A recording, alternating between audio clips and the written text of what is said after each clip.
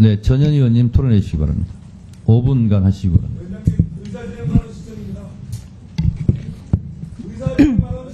자, 전현 의원님 발언하세요.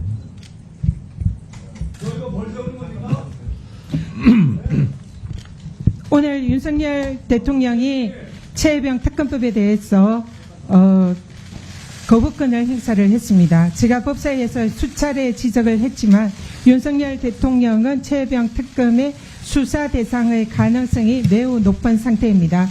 최혜병 사건에 대해서 이첩 보류 지시라든지 사건 기록 회수 지시에 대통령이나 대통령실이 관여되어 있을 정황이 국회의 법사위 청문회에서 드러났습니다. 따라서 최혜병 특검이 개시가 된다면 윤석열 대통령이 수사 대상이 될 가능성이 매우 높은 것이 특검법의 내용입니다. 따라서 윤석열 대통령은 자신이나 자신의 측근이 관련될 수 있는 그런 특검법에 대해서는 거부권을 행사를 해서는 안 됩니다. 그것은 헌법과 법률이 정해져 있는 이해충돌 금지 원칙과 이해충돌 방지법에 명확히 위반되는 사안입니다. 따라서 윤석열 대통령이 오늘 최혜병 특검법에 대해서 거부권을 행사를 한 것은 명백한 법률 위반이므로 그 거부권의 행사에 대해서는 정치적, 법적 책임을 져야 된다라는 말씀을 드리고 오늘 또 안건에 대해서 말씀드리겠습니다. 윤석열 대통령에 대한 탄핵 청원이 국민들의 130여 명 이상이 찬성을 한 상황에서 지금 법사위에 올라왔습니다. 국회법 제123조 사항에 따르면 국가기관을 모독하는 내용의 청원의 경우에는 국회에서 접수되지 않도록 하고 있으나 대통령에 대한 청원이 국가기관을 모독하는 내용의 청원이라고 할 수가 없습니다.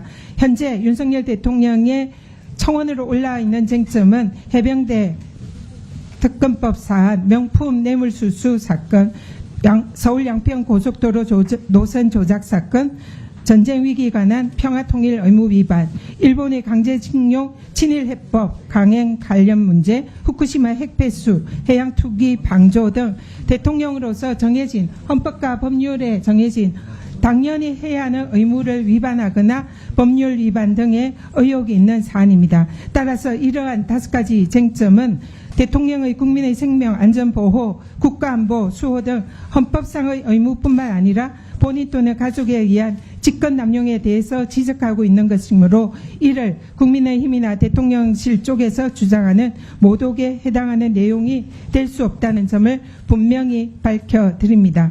대통령은 헌법과 법률을 중대하게 위반할 경우에는 이는 당연히 국기문란 사안이고 대통령의 자격과 자질이 의심스러운 상황이므로 이번 법사위에서 한 점의 의혹 없이 국민들을 대신해서 특검이나 국정조사 등을 통해서 밝혀내야 하고 법사위에서도 반드시 이를 조사할 의무가 있다라는 점을 다시 한번 강조드립니다. 그리고 윤석열 대통령에 대한 탄핵 청원은 국회에서 법사위에서 당연히 다룰 수 있는 청원입니다.